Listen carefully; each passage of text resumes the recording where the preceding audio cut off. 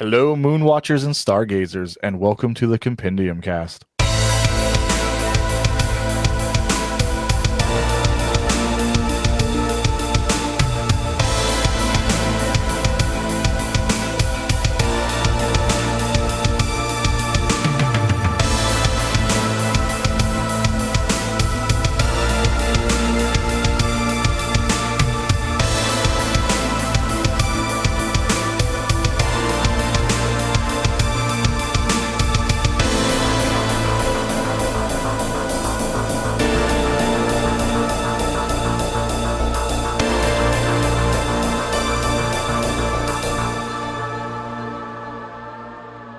Hey, everybody. I'm here with Andrew Kingsley. I'm going to let Andrew introduce himself a bit, what he does, who he is, and what's up, buddy? Yeah.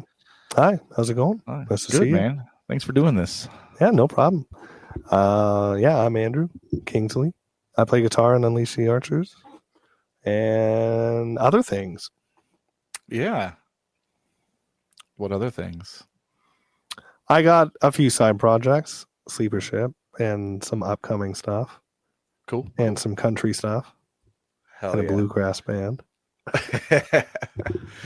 the classic metal musician hits their 30s and starts playing bluegrass.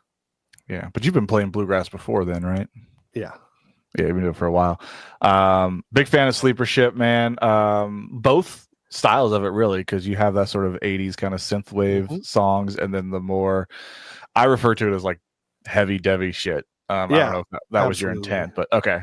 When I listen to your EP, I'm like, this definitely has like the heavy side of Devin vibes for sure. Yeah. Power metal, strapping young lad, kind of. Yeah, actually, that's even better. That's how I will explain it from now on when people are asking about it. Power metal, strapping young lad. Actually, I have the Planet Smasher right here. Those just listening can't see it, but yeah, no one knows who this is, and it makes me sad. Herman. Anyways. We are talking about Forbidden Planet from 1956. I would argue one of the most important sci-fi films for a lot of reasons. It predates a lot of things that people consider sort of like the first things of their kind. Like it predates Star Trek by 10 years, which blew my mind. You know, and when you get into it, it's like, oh my god, this is basically Star Trek. There's so much stuff like that's. That a lot of people credit Star Trek for being first. Yeah. And you realize this movie was a decade before all that. Like literally a decade, 1956, and then the original Star Trek was 1966. Yes. And it's just as good quality too. I find it's like the production value for its time is insane. Like it's mid 50s. Yeah. And it's full color, massive sets, beautiful matte paintings and shit.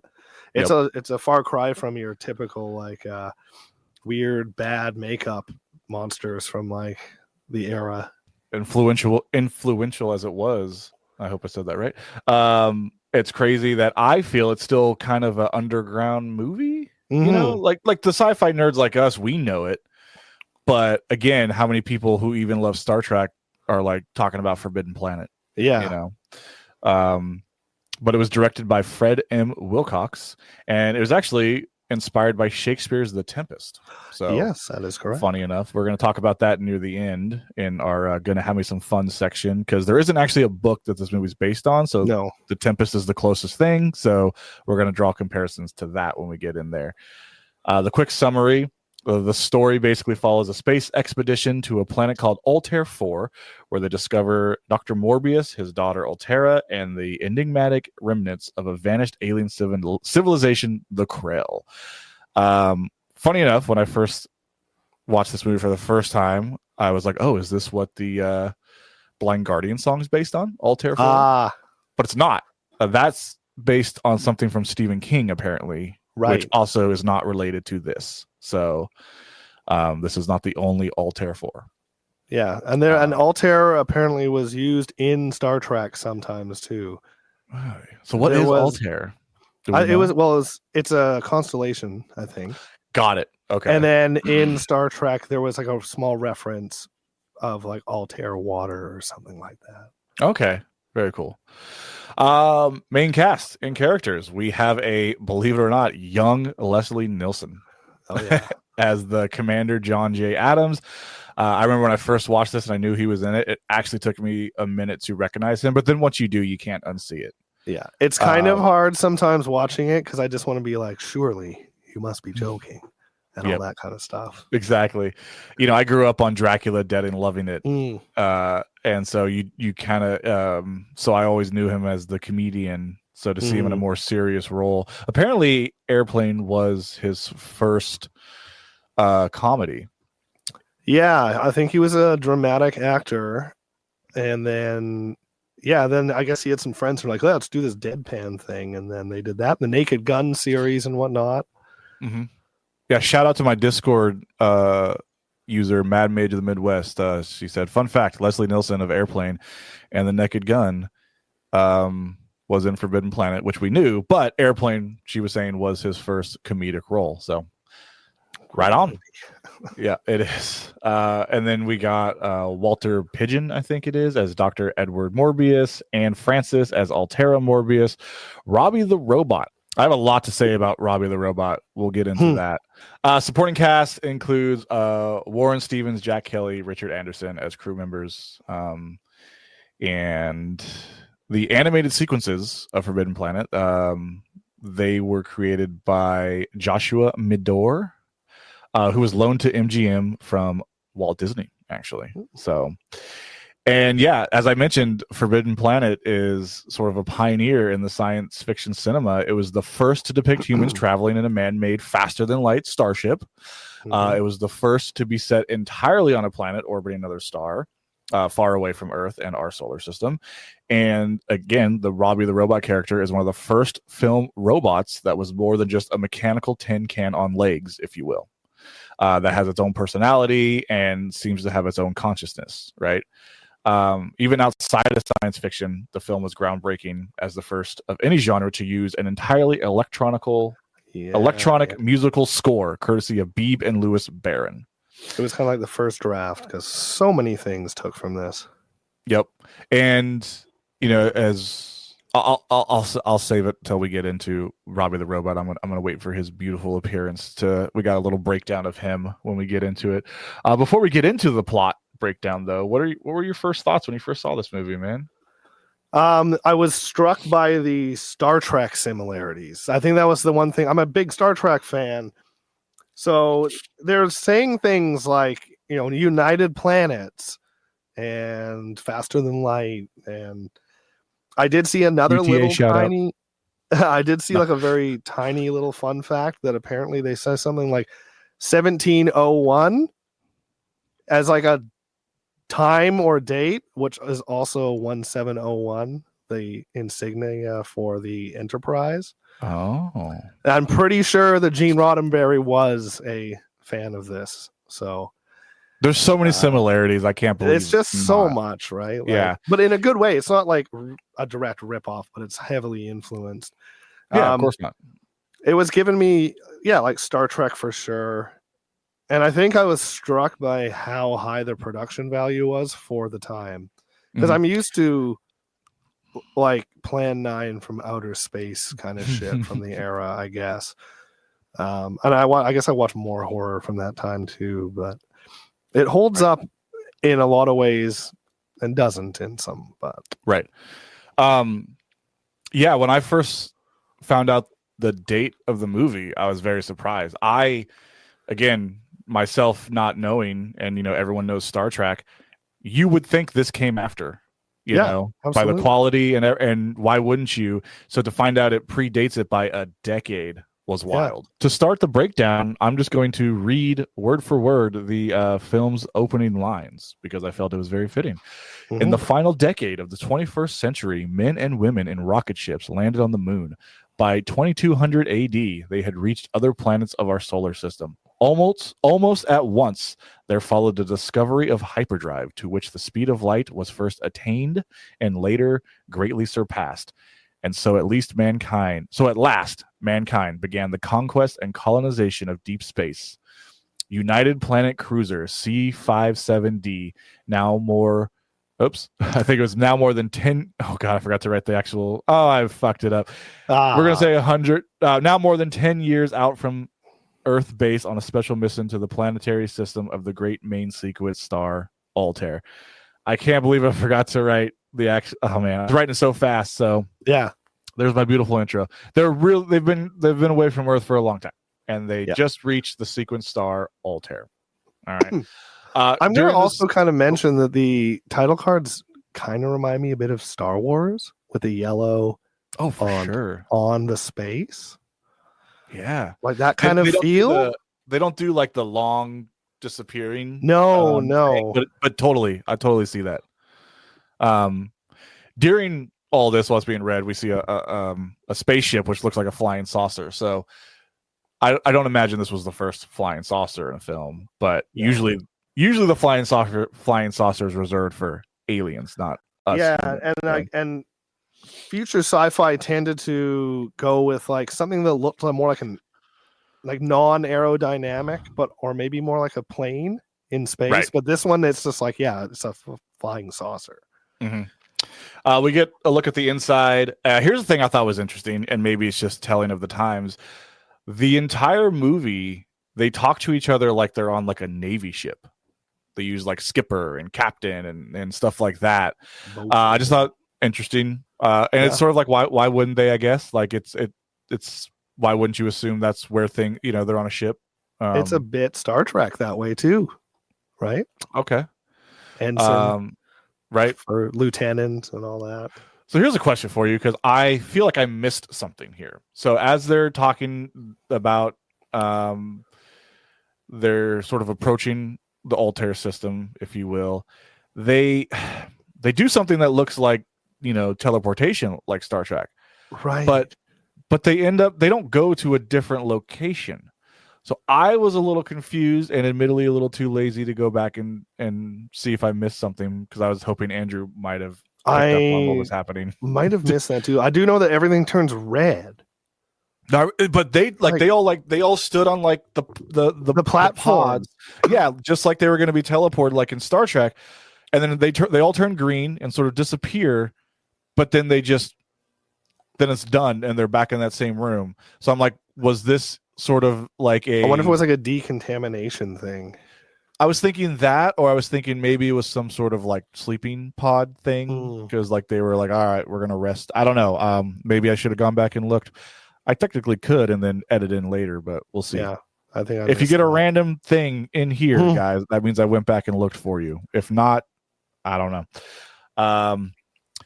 And then we get the first line from Cookie, who's one of my favorite characters. He's like the cook, and he's just your typical Navy cook guy. And he says, "One of the new worlds, no beer, no women, no pool parlors, nothing to do but throw rocks in tin cans, and we have to bring our own tin cans." This is supposed to take place in the 23rd century, so that seems like us referencing something from the 1700s. Yeah. Like making a joke from then. Exactly. So very anachronistic. Yep.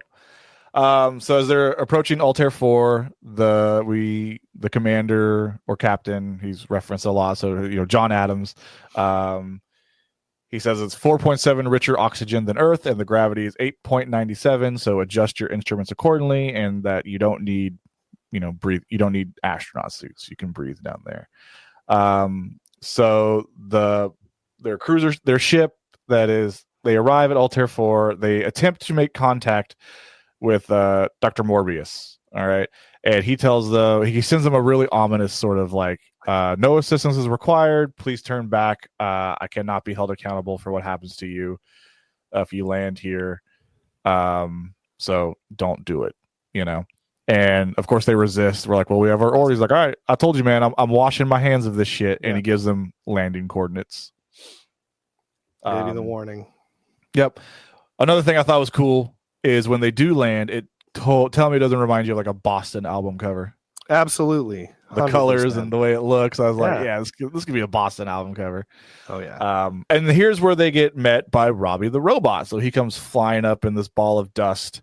And so this is an interesting thing. As we learn more, all the crew is very taken aback by Robbie. So it's implied with this is, even in this age, of the human era, we still don't have the technology to build robots like this, because all of them are like, whoa, what the fuck are you, bro? And then here comes my boy Cookie, and he's like, are you a male or female? Yes. Yeah. And then he goes into the thing about how that doesn't apply to him or whatever. Yep. Yeah.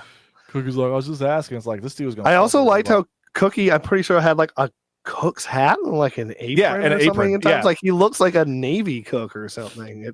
That's why I'm assuming he's the cook. They don't actually, I don't think they ever actually show him cooking, but I'm like, he's got to be the cook. He's acting make him like very blue collar too, with his kind of like witticisms and whatnot.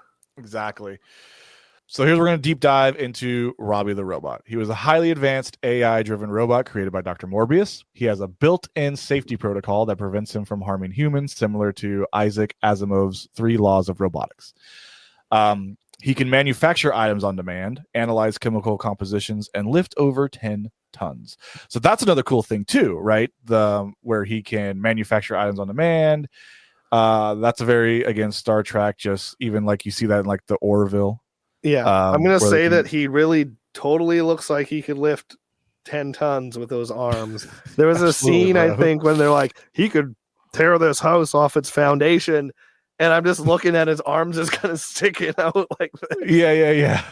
Maybe he physically could lift it up, but practically, I don't know. Another cool thing, Robbie has appeared in a lot of other things. So if you think about it, the Forbidden Planet has its own film universe. Oh, yeah, I guess so. So he was in The Invisible Boy in 1957, which is a standalone sci-fi film where Robbie plays a more central role. He's in The Twilight Zone, multiple episodes. He's in Lost in Space, which is really cool. Okay, that makes sense, because I think I was like, he reminds me of the Lost in Space robot. Well, so the Lost in Space robot is B9, who he's often mistaken for. So I think that's why they did that little crossover, because he's not the actual robot from Lost in Space, but the Lost in Space robot was definitely. And that's another reason I thought this was later than it was, because I was like, this looks just like the Lost in Space robot. Because I guess he's in other things, so you're like, wait a sec. Yeah. I guess it's cheap to reuse him, but he does basically become an actor, and I guess with them not really saying who played him. Right. Well, there is the running joke that he's the hardest working robot in Hollywood. But again, he's not reused as the Lost in Space robot. It's just people think he is him because they look similar. Yeah. And he was also in Gremlins from 1984. Interesting. I do not remember. I've seen Gremlins, but I don't remember that. He makes a brief appearance apparently as a background character, and he's been in many other things. Those are just a few. Robbie's voice was provided by Marvin Miller. He's known for his deep, authoritative tone. So he was one of the most expensive movie props of the 1950s. Do you want to guess how much he cost, Andrew? $80,000. $125,000, which is about 1.2 million today. Oh my good lord. Yeah. No wonder they reused him so much. Right? So I think that's kind of cool. I actually had a thought. I might later on, if I remember to do that, I might do a bonus episode just deep diving every Robbie the Robot appearance. Because why not? Right? So Robbie takes 3 men to meet Dr. Morbius at his house. So he takes, the commander, this dude Jerry, and the other guy, the doc. So again, it's very. We're gonna say this a lot. Yeah, very much Star Trek, right? There's always the doc that goes with the captain, and the first mate, and all that. So they have lunch with Dr. Morbius, and they're all admiring Robbie the robot, because again, they're like, wow, this is fucking crazy, man. And he demonstrates how powerful he is and how he'll listen to anything he says. So there's like a vaporizer in the house. He like throws a fruit in it and it vaporizes, and he tells Robbie to like, hey, go put your hand in that thing. And then the captain stops it, and then he demonstrates that because they're like, well, what's to stop this thing from like fucking up us humans? So he demonstrates, he's like, programming. Yeah, he's like, give me your blaster, and he has him shoot it outside, and then he has him pointed at the captain, and everyone's like, oh fuck, dude. But he tells Robbie to, shoot the captain, and Robbie starts to like malfunction.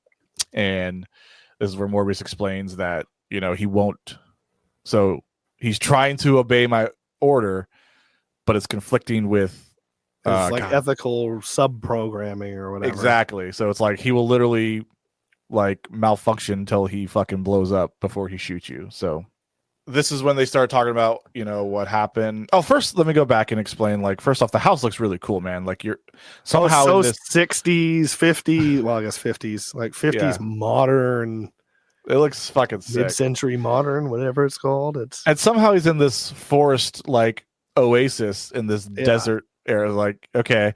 With like a very nice clean pond in his backyard. And it's a super cool house. It's like some LA mansion-y 1950s movie star kind of place. Yep, absolutely. So he's explaining that him and his wife were part of a scientific expedition, but everyone else died under mysterious circumstances, planetary forces, he says. And they survived by their sheer love of the planet, is pretty much how he explains it. So they wanted to make this world their home, and because of that, they survived. And then she later died of natural causes, so which he also doesn't explain. So again, he tells them like, so as you can see, I'm perfectly chill here. You know, I have no need of rescue, and get the fuck off this planet because it's dangerous. Get off my lawn. That's literally, dude, straight up. The planet's his lawn. He straight up got get off my lawn vibes. Like, yeah. But then his daughter Altera, who he has not mentioned, pops in. And dude, these horny boys, man. Fucking yeah, he's like, I told you not to pop in while we're having lunch. She's like, but lunch is over. You're having coffee now. She knows what she's doing. There is a large portion of this middle of the movie just dedicated to how horny these guys are. Dude, it's like watching it in the 2020s. Andrew was saying it before we started recording. It is telling of its times for sure. Because all three, dude, I wrote down in my notes like they are straight up just hitting on her and making comments not only in front of her dad but to her dad. Yeah, and he's just like, kind of like, treating it almost like a science experiment. Like, dude, well, for real, she's never seen Earthman. Yeah, let's see what happens. Dude, for real. Like one of them, kissed him. What did he do? Yeah. So, so then they're Jerry also fighting and. Yeah, like Jerry goes up to her with the coffee and he's just laying it on thick. And the doc says something to like, yeah, looking at her is like looking at heaven, man. And in the 50s, you know, that was a fucking, and says it to the dad. And so far the captain's been cool. He hasn't said anything yet, but you know, he's being very stoic and professional. Yeah, he's playing the part. Oh, this is also where Jerry throws the captain under the bus because again, like he's got to make sure. Yeah, that's true. He hella does. He's like, oh, this dude's got a woman like all over. Like, don't trust this guy. And then she looks commanding officer, not just like another like guy. It's like this is your captain. Yep. Very fucking Captain Kirk. She says that maybe someday she can go to Earth, right, and check it out. But she's like, I don't need to. I have you and Robbie and my friends. And they're all like, oh, who are your friends? And this is where we get some like Disney princess shit where she like calls forth the animals and we get 2 deers and then suddenly a fucking tiger pops up. It is explained later in the movie why I guess it's a good enough reason, but a lot of this movie I'm just like, dude, there's tigers and deers, and at one point it's just kind of happening. And you're like, yeah, what the hell's going on? And you're just like, all right, cool, man. So they're all worried, but you know, they're like, oh, don't worry. Like they listen to her and they're chill. Then we get kind of a cool scene. He pulls this little device off his belt. It's kind of like a walkie-talkie. So you know, this is really cool, man. This is like from '56, and it's like a walkie-talkie, little phone, whatever you want to call it, that checks in with the ship, but also it can be used as a camera because the guy on the ship's like, oh, let me get a visual of what you're looking at. It's his iPhone. Yeah, exactly. And then of course he sees Altera and he's like, ooh, you know, got to make another little comment. Ooh la la. Yeah. We get back to the ship. They're setting up camp. Robbie brings them these lead shields to make a barrier around the camp. I think it was for. They never actually do that though, so I forget what maybe they were for. Yeah, because there is some forest, but it's not really a thing yet. Yeah. Oh, I did forget to mention, like when they were kind of looking around in the house, he shows them that like he has this sort of lead shield that goes around his Right. house for protection, and he offers to bring them some. And then this is where Robbie brings them, and that's when they make the comment of like, "Wow, it must be like 10 tons, you know? How can he carry this?" Yeah. He's So super long. yeah, this is where though we get some more awesome Cookie shit. Because Cookie like takes Robbie to the side, and he basically is like, "Hey man, can you give me some of that real stuff?" And he Oh, essentially he's got like a bottle of bourbon that's almost out, and he's like, "This is all I Right. have left, man." And so Robbie analyzes it, and he's like, "Yeah, dude, I'll make you fucking 60 gallons of this." And Cookie's fucking ecstatic. He's like, "Dude, if you ever need a fucking oil change, like hit me up, dude." Like, Once again, oil change like seems so out of date for that, right? What does he run on, gasoline? yeah, for real.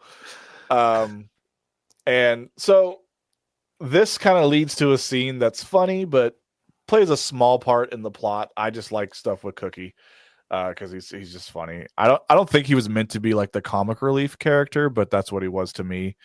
Like you said, he's like the blue collar guy, you know. And so, because all his scenes, like, they don't do much for the story, but they're funny because just the idea of like he's asking the robot to make him some alcohol, and he's like, "Yeah, I'll make you 60 gallons of this, no problem." He's the world's most advanced still. Right. And by the way, during this, we see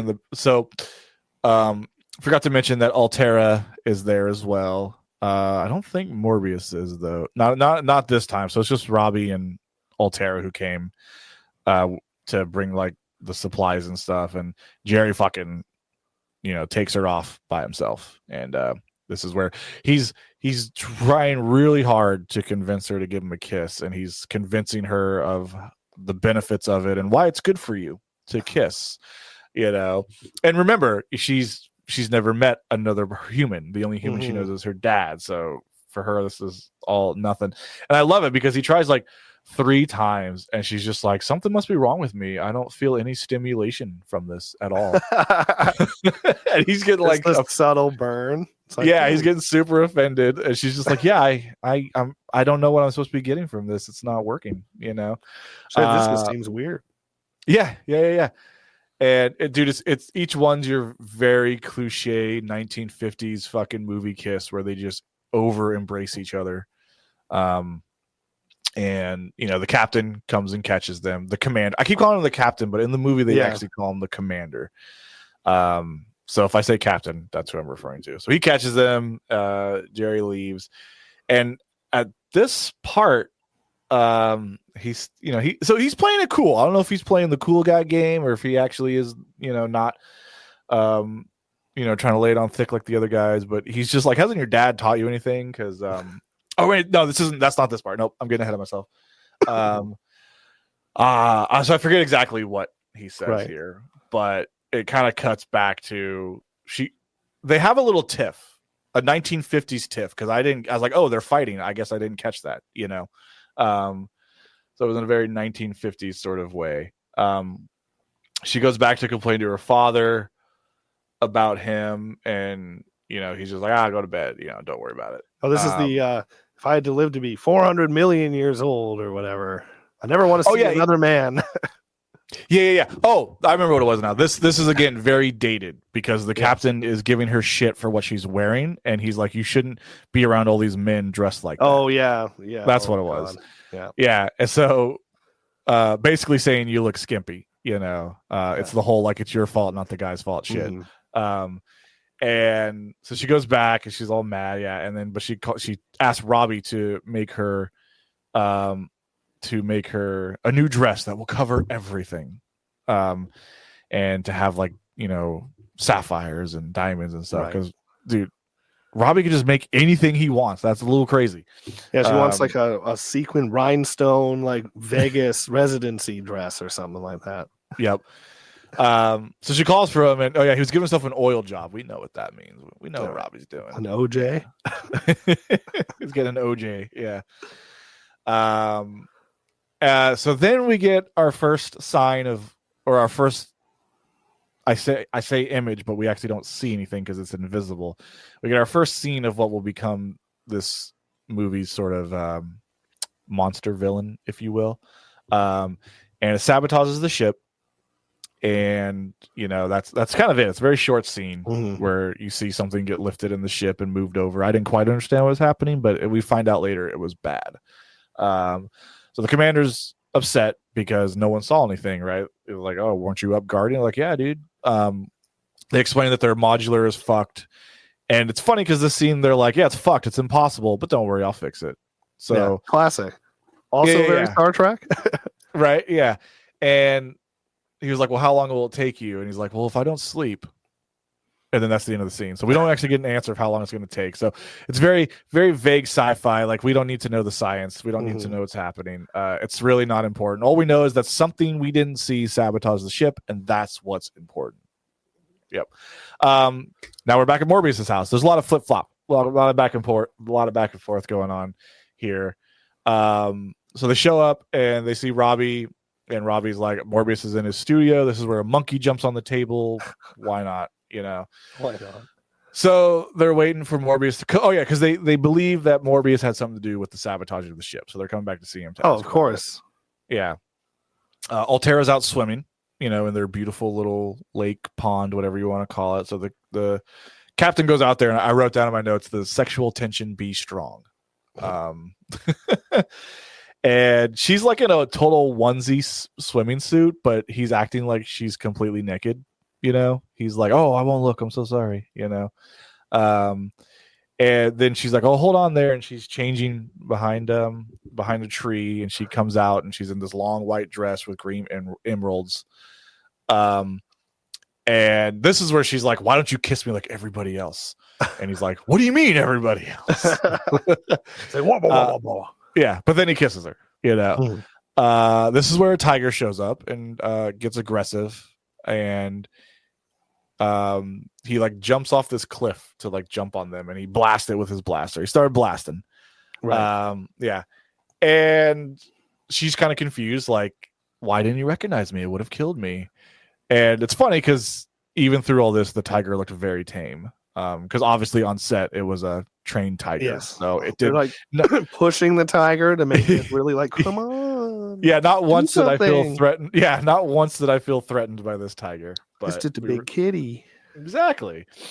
And so I kind of honestly forget the point of this, but clearly we're setting up something that like, something's off, something's getting funky, especially it's now affecting like the animals that are supposed to be very tame and lovey. Yeah. So, and that's the thing, is I couldn't remember if it was like the effects of what's going on was affecting her ability to control them, or if the animals themselves were getting affected. Because it doesn't really play a part again, right? I think it was just supposed to be a tense scene that the dude got to use his gun. So, we have a budget for the guns. We have to use them. Exactly. Blasters again, right? Yep. Blasters. I don't think they're called blasters in Star Trek, but kind of no, but they're very like original phaser adjacent, because like the old school original series has the handles, right? And then they turn into the like handheld ones in TNG. Right. Yep. Exactly. So he comes back in and he's like, "Oh, Morbius still hasn't come out of his office. The fuck, man!" So they get into the office, and like it just opens up for them because they were like gonna knock or something on the wall. By the way, the office is like hidden behind just this like wall, and doesn't matter. So they're reading stuff on the table that they think is like hieroglyphics, but we later come to find out that it's like Krell language. The office also is very similar to like the bridge of a starship. Is that the one with this big painting thing behind it that looks like space, like a galaxy? Yeah, the office is fucking sick. It's super rad. It reminds me of something from like the Next Generation, like Enterprise. Yep. I would love to have it on. I would love to have a house like that someday. Little house rant. But if I ever was able to own or build my own house, which I never will, probably given life choices I've made, I would totally build some kind of like 70s style house with the fucking indented living room. Like, the sunken living room. Dude, we need to bring those back, 100%. Yeah, the ugly fucking carpet. I want all of it, man. I would love to have that. Absolutely. I'd love to have even the entertainment setup they had in those kind of houses, but like I'd still have maybe like modern TVs and stuff, but still it would look cool. It would. Anyway, shout out to it was a good look. Yeah, I did too. There's got to be a cool way to modernize it. I'm sure someone has. I will look it up after the podcast, or I'll forget. And then when I'm get a editing, flat I'll screen remember. TV mounted in a giant wooden box, like those old TVs. Oh, see, bro, where's that UTA money, man? Get it going. So when they're in there reading, he kind of appears behind them from this cave. So like this big moving wall bookshelf thing. You know how it goes. Appears or moves, and he's behind them, and there's like this long entrance into what looks like this cave, right? So this is where they sort of accuse him of sabotaging the ship, and this is where he's like, all right, it's time for me to kind of let you know a little bit of what's going on this planet. So he tells them all about the Krell, that were an old, mighty, and noble race. Technically, goddamn my notes. I wrote. Have you ever heard of the Roman Empire? Yeah, right. Yeah. They were like millions of years ahead of humans as far as like advancements and everything like that. They abolished sickness, insanity, crime, and all injustice. Then they turned to space. So this is where we find out why there's animals there. They say before mankind even walked the earth, they brought back biological specimens. Which explains the Earth-like animals found on the planet. Now, my question is, I didn't think of when I was watching it, were there fucking deers and tigers and monkeys like that? Modern style ones? Exactly, like before humans, like Cretaceous era tigers. I don't think so. Yeah, but they tried, man. Yeah. And then he explains that they sort of disappeared within a single night. And he's kind of trying to figure out why. They had like their last grand experiment, which we'll get into. There's no record of their physical nature, so like what they looked like. Right. He plays them a recording that he says is a song written by Krell musicians from over 500,000 years ago. It's not a very good song, so yeah, they probably wouldn't have had a very good career in music, but yeah, I was like advancements in every other thing, but music, no dice. Yeah, I was like, I'm not feeling this one. It ain't for me. I don't know about a Krell heavy metal band, but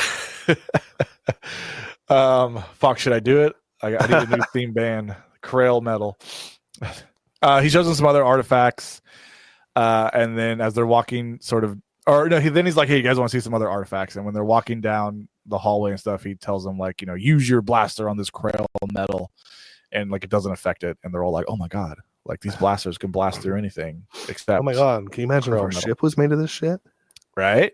So they go into this lab, which looks very familiar to like a lab on Earth, but they mention there's like subtle differences to indicate that obviously it's not. It's Krell. It's Krell. Everything's Krell, guys. Spoiler. They look at a screen that he's telling them he believes is the history, all history of Krell from the moment they've been able to record history to the moment they disappeared. And that's what he's been using to learn about them. And he's like, this is how I built Robbie. So we find out that Robbie is essentially Krell technology. And so, yeah. And then he has something that he calls the plastic educator. Not a very creative name, but it's okay. And they said it would have been similar. It was an educational tool they used on the young Krells. So right. I forget what he compared it to like what we used on our children, but essentially that's what it is. It's just a device used to teach the young, check their education, and so as he's using it, he's saying, for him, there's like this device that's sort of like a how smart are you meter, we'll call it, and he's like, I can only get it halfway, so by Krell by Krell standards, I'd be a moron, he says. And he's like, a Krell child should have been able to get it all the way to the top. And this is again where it kind of lost me. He's able to build a sort of a 3D recreation of Altera in this thing, like right. He's in his mind, So this part, I'm gonna be real with everyone listening. This is one of two parts that kind of lost me because it's just a long time of like explaining shit. Right. This is this fucking lot of nerd talk. And I literally wrote, there's a lot of nerd shit I couldn't be bothered to remember. He talks about the machine and how if they tried it, it'd probably kill them. It knocked him out for 2 days. But he does, an important thing to take away from it is it did make him more intelligent as the more he used it, right? Again, how he was sort of able to understand the Krell technology more. But I'm not kidding when I say he talks for a long time about a lot of stuff. And I was just like, you're losing me, man. Like, but they talk about the power sources and things like that of all that. You know, it's fine. It's all good. It doesn't matter. Krell power is crazy. That's the backstory is nice. So the backstory is nice, but it lost me there for a little bit. Yeah. They go more underground for more Krell science shit. And he mentions that they're inside a single cube machine that goes 20 miles in each direction. And the final Krell project they were working on was, this is a word I'd never heard before, and I'm pretty sure I wrote it down wrong, but they wanted to have no instrumentalation or something. Instrumentalation? I fucking don't remember, dude. It was like, basically, I think it was they wanted to have no pure form. They were trying to ascend to sort of a new consciousness of being. Maybe they did. Yeah. And this is where there's like this humongous matte painting, which looks like a giant underground future city. Correct? It looks cool. It's really sweet. I'm a big fan of like old matte paintings. Mm-hmm. When you get like, oh, there's the people, and then it's just this gigantic, cool painting. Anyways, it just looks bitchin'. No, yeah. I think we said that earlier, but every scene in this movie looks fantastic. Yeah. Like this, and they really did a good job with the scale. Because you see the 3 dudes come out, you know, really tiny, and just this massive, like, I mean, it looks convincing even now. How many years later? You know? Gorgeous. It's just like insane science fiction art, and it's rad. So we get a quick shot back to the camp, right? So the men at the ship are building a barrier, but they're using sort of like an invisible sort of force field, like a force field kind of thing. So that's why I was confused by the lead walls he brought earlier. Like, what were those for? It's like they halfway through writing the movie, they're just like, no lead walls. Yeah, exactly. So Cookie leaves to meet up with Robbie, and here's where we see 480 pints of bourbon. Like, that's the funny thing. Not only did he make the bourbon, he made the bottles, he made the labels, like, but you know, Cookie's through the moon, and he just starts chugging. I wonder what the brand is. Does he have like, it's like Robbie's Old Shine or something like that? Oh man, Robbie's Kentucky Bourbon, Altarian whiskey. Altarian whiskey. Damn, dude. If so, man. Well, shit. I was like, my band Dire Peril wrote a song about Forbidden Planet, but we're not a band anymore. I was like, if we ever made bourbon, I'd want to call it that. Altarian whiskey. Oh man, that'd be. I don't drink, but I kind of just want one to put on my stream wall. Absolutely. Yeah. So the men are attacked again by this invisible being, but it gets worse. Right now, it's leaving footprints and dents on the stairwells in the ship, and you hear a scream from the distance, and then that's the scene. So it's a very short scene, right? And then we're back with Morbius and the crew. And this is where the captain, or the commander, is now telling him like, yo, this discovery must be brought to the United Planet supervision, and like one man can't have this much power, this much monopoly over this. And Morbius is like, I knew you were gonna do this, you motherfucker. And basically he's like, I'm making the decision that mankind is unfit to receive this knowledge. He wants to like trickle the information. Yep. So he's pretty much named himself like the gatekeeper. I am the gatekeeper of this knowledge. And so before they can really get into it, the commander gets a call that the chief was murdered, and they don't know how. And so when they all leave, this is when Morbius is like, oh, it started again. And he's alluding to how his old crew was killed, right? By these weird planetary anomalies. Yeah. So now we're back. The commander's back at the ship, and they're examining this mold of one of the footprints that they made. It's 37 inches by 19 inches. And they explain that it doesn't adhere to anything found in nature. Basically, it's like a combination of many different feet. They mentioned like a claw. Yeah, it looks like a sloth. gigantic dinosaur foot or something like that. Yeah, and when they're explaining it, though, they're like, this would be from this animal, this would be from that animal. So it's sort of like this combination, this hybrid of animal things, but really, really fucking big, you know. So after the burial for the chief, Morbius shows up, and he's like, yo, I fucking warned y'all. You know, I told you not to land on this planet. And he's like, if you stay, it's just going to get worse. So. Yeah, I fucking told you so. Fucking told you so. So if you stay, it's going to get worse. And, you know, the commander's like, well, how do you know? He's like, I had a premonition about it, you know. And the commander's like, it sounds like an ultimatum to me, you know. So that night they set up like radar guns, big ray guns. I wasn't quite sure what this was.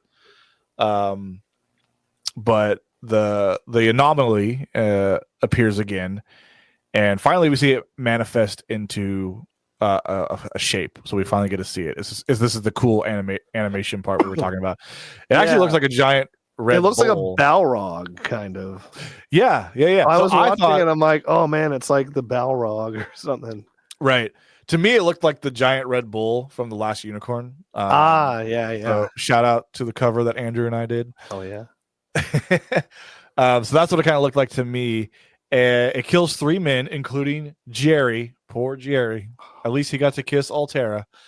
And then we flip to Morbius waking up. He was asleep at his desk, and Altera comes in screaming that she had this terrible dream that something was attacking the men, and she asks them. He's like, "Father," she says, "Father, please protect them."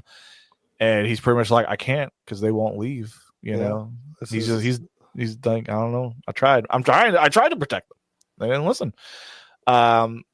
So the commander wants him and the doc to go back to the lab and get what he calls a brain boost from the plastic educator. So he wants to know what's going on, and he feels like as long as if one of them can, you know, withstand the plastic educator, they can hopefully find out like what's happening, you know. So they go back, and Robbie's not letting them in.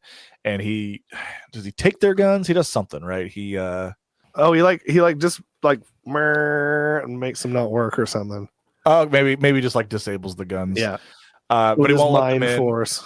Right. He won't let them in, and the commander's like, I thought you couldn't hurt us, you know, and Altera comes in and overrides him.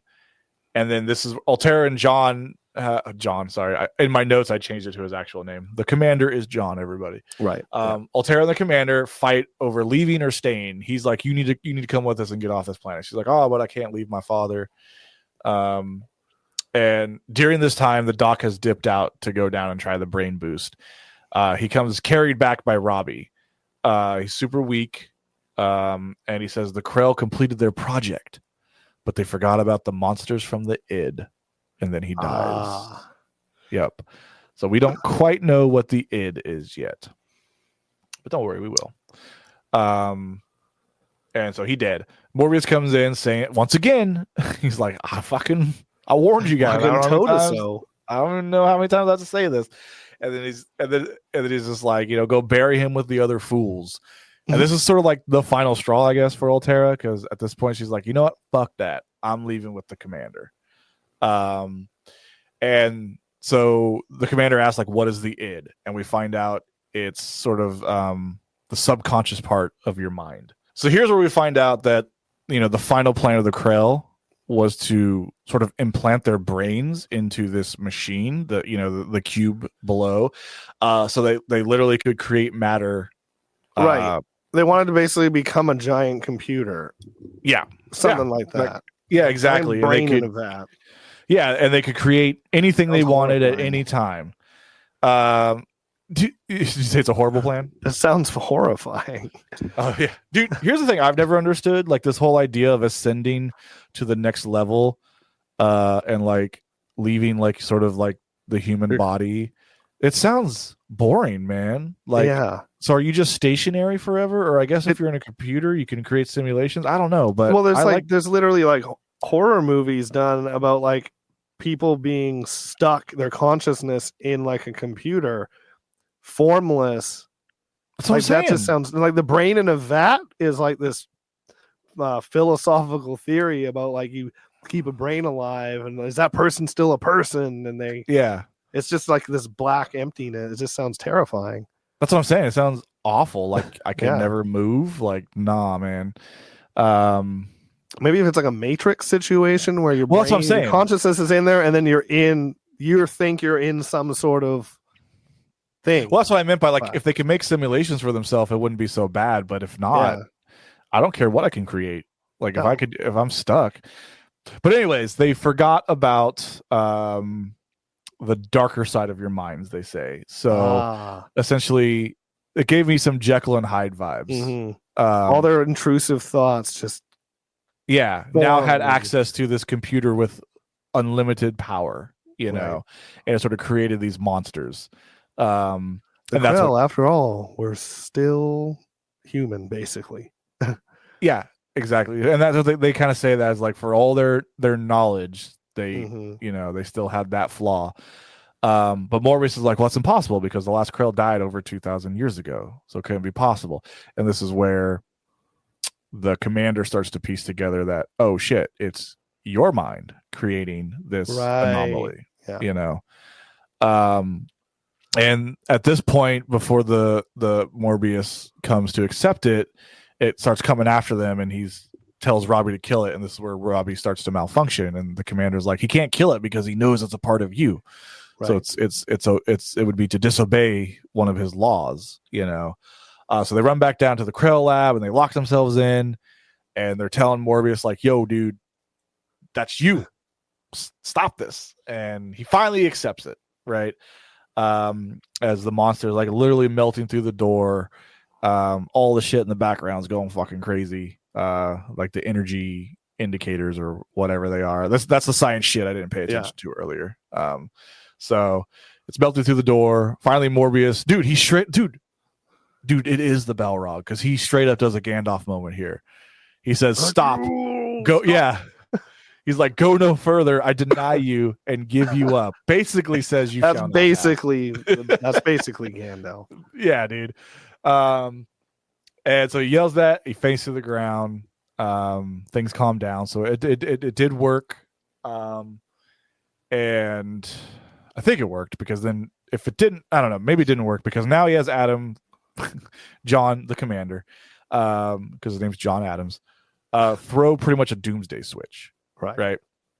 And he's like, you have 24 hours and you must be 100 million miles out in space. Implying that Altair is going to blow. Yeah. And so 100 million miles is a long way to go. It's a lot of miles. It's a lot of miles. Travel faster than light. That's true. It is funny though, because so they're on the ship now, and he's like, all right, we are 98.2 million miles. We're far enough. I was like, he said 100. Yeah. You really want to bet on that last 2 miles? I don't know.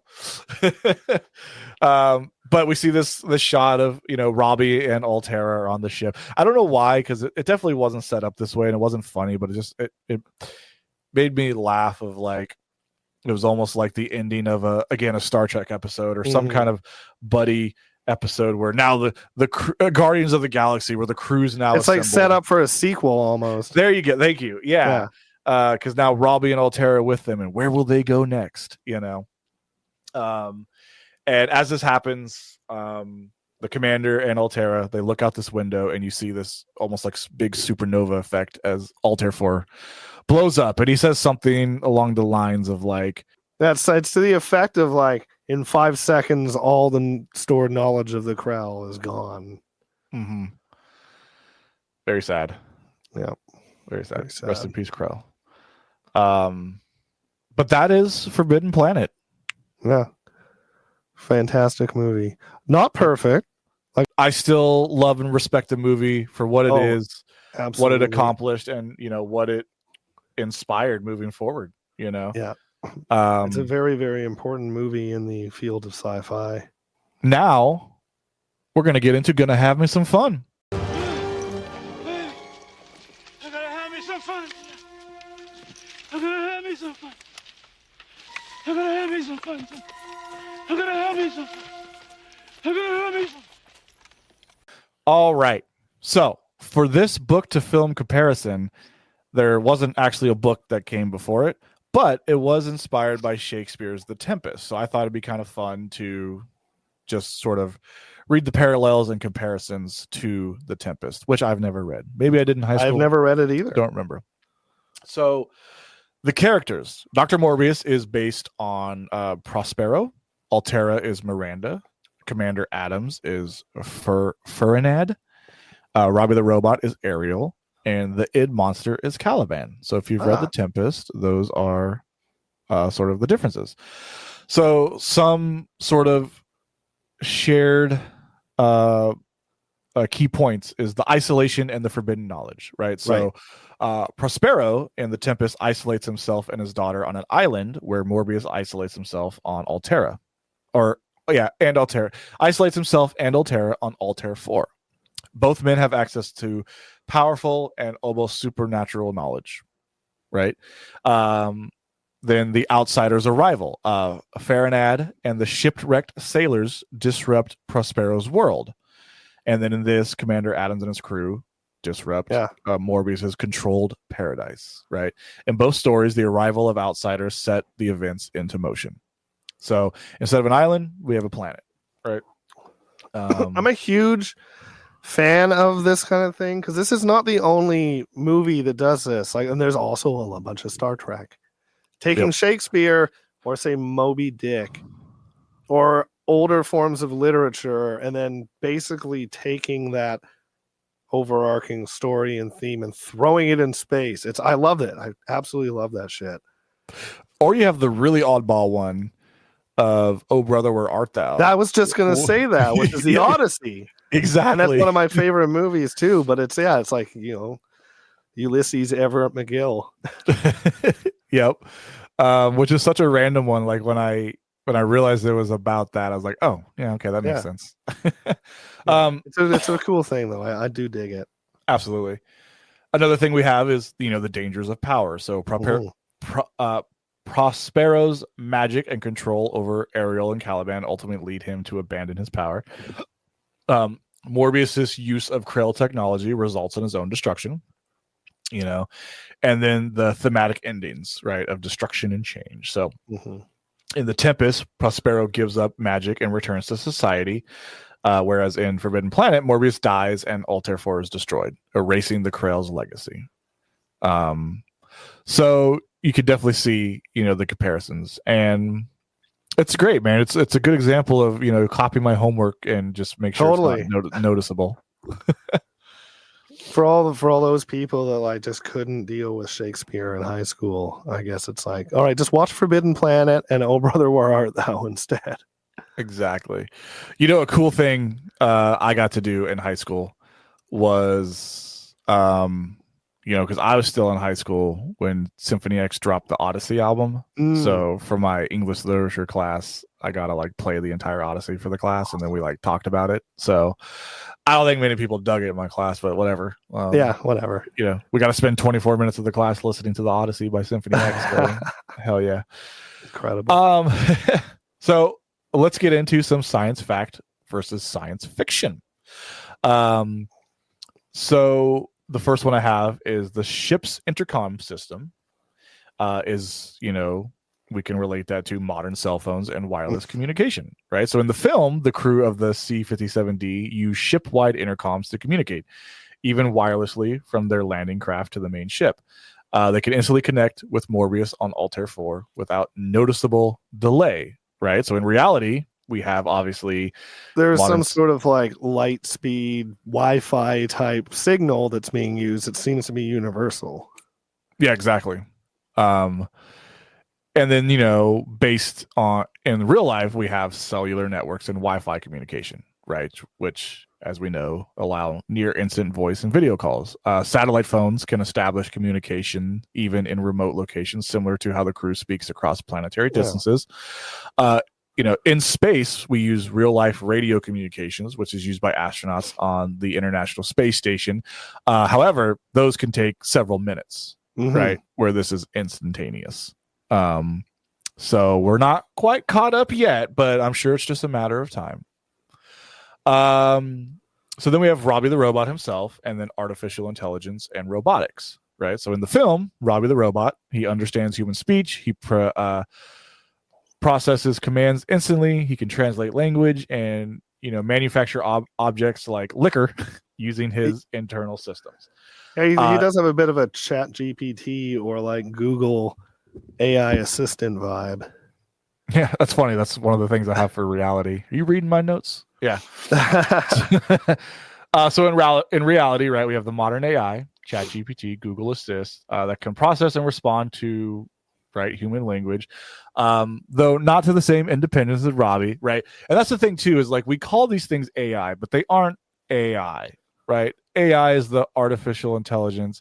If we think about it like in the movies, my idea of true AI is they literally sentience. Yeah, they have their own thoughts. They can think for themselves. All the stuff we currently have, they still just do what we say. It's just pulling from the wealth of knowledge that we have. Exactly. If there's a giant swimming pool full of ideas and knowledge and whatever, it just goes in and grabs it and puts it together. Exactly. So it's not what I'd consider true intelligence, right? And then, we have the Boston Dynamic Atlas robots, which are fucking creepy. If you've never seen these, they can walk. You haven't seen them? Oh man, they look like dogs or like humanoids, and they can walk, I've seen the dog ones that look terrifying. Yeah, that's what I'm saying, dude. Put flamethrowers on them. Yeah, they're intense and they can handle like almost any terrain, but obviously they lack, intelligence. They're just war machines in the making. They are Terminators, literally. In the making. And then as far as manufacturing objects, I think the closest thing we have is 3D printers, which are still pretty fucking cool. Like, the idea, absolutely. The idea of what 3D printers could do is really cool, man. It makes me think of the meme of, you wouldn't steal a car, would you? And I've seen someone like, not yet, but I could print one. Yeah, we're getting there. So then, another thing we have is the Krail's infinite energy system. And then I think a real life counterpart would be nuclear fusion and, renewable energy. Yeah. So in the film, the Krail has the underground power system that generates nearly unlimited energy, enough to run their machines for thousands of years while they're gone. It also fuels the subconscious monsters, which takes an enormous amount of energy to manifest, as we see at the end of the film. So in reality, we have the nuclear power plants, which generates a shit ton of energy, but they rely on fusion, or fission, which produces radioactive waste. So not good, not great. Nuclear fusion, which is the process of powering the sun, could theoretically provide limitless clean energy. Because it kind of creates a chain reaction and just continues going and going for a while. Mm-hmm. Yep. That's the big goal. They've gotten like split seconds of it happening. Exactly. Yeah. And then, there's projects like the International Thermonuclear Experimental Reactor, which aims to achieve controlled fusion by replicating how stars generate energy. But sustained fusion has yet to be achieved on a commercial scale. So obviously, the Krail system draws from an unknown energy source, which remain purely theoretical concept in modern physics. But that's the fun of sci-fi. Mm-hmm. It doesn't have to be exact. We let our imaginations go a little bit. Yeah. And then, so I had a little fun with the last one, but the monsters from the id, right? I think the closest thing I could find was like psychological projections and sleep paralysis. Yeah. So again, it's not the same, I know. In the film, the monster is an unconscious manifestation of Dr. Morbius's mind, made real by the Krail's technology. So it's sort of, imagine if you did have a sleep paralysis demon, this machine would essentially manifest it into reality, right? Terrifying. Yeah.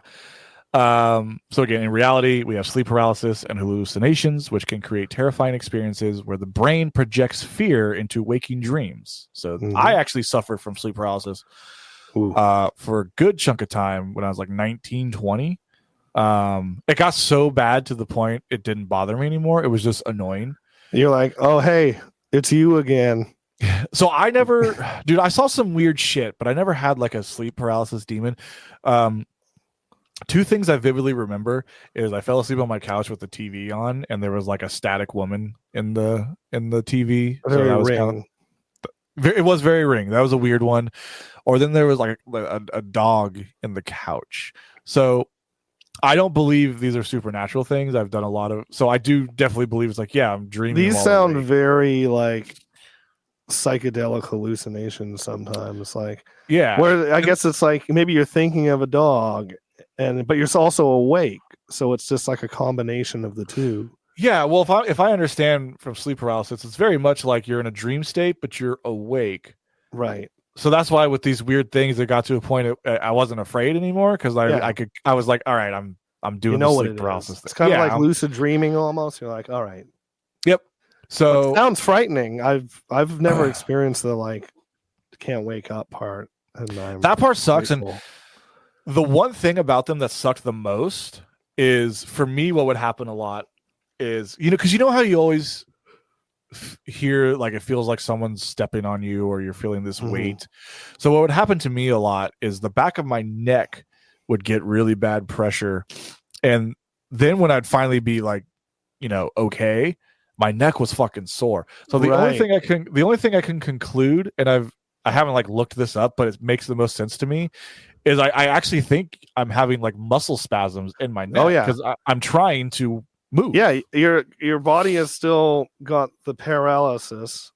Yeah, that it goes into, so you don't freak out when you're sleeping, and you're probably like trying to move your neck.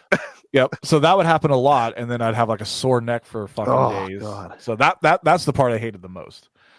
Then we got Jungian psychology. I don't know if I read that first word right, but it suggests that deep repressed thoughts can influence behavior. Though again, not in the literal way shown in the film. And then, concepts of thoughts manifesting into reality remain science fiction, obviously, but lucid dreaming research has shown that people can control dream environments. Yes. A very loose real world parallel. So there you go.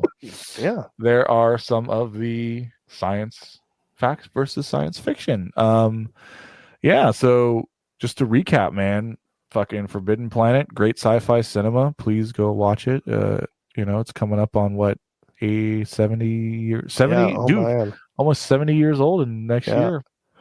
And if you're a fan of Leslie Nielsen and most of what we know him as, a deadpan comedy actor, then you'll enjoy watching him as a hunky young captain who gets the girl. Yeah, man. So next episode, everybody, we're actually going to tackle one of my favorite films, 2001: A Space Odyssey. I have a lot to say on it. It's actually going to be a two-parter because I have so much to say on it. And I just want to say thank you, Andrew, man, for doing so much one for with me. having me. This was a lot of fun. So do you have anything you want to end with? Anything you want to shout out to the 3 people that will listen to this? I don't know. He doesn't know. If you don't know Unleash the Archers, go listen to them. Go listen to Sleeper Ship. As we said, it's power metal Devin Townsend. Power metal strapping young lad. What don't you want from that? And also synthwave pop music. Yeah, it's a little, but that is very Devin Townsend. A little bit of both. Yeah, it is too. You don't know what's going to happen. So I'm great value, Devin Townsend. But go check out our cover of The Last Unicorn, everybody. It's really fun. Absolutely. But all right, thank you, Andrew, and we'll see you next time. Thanks, Jason.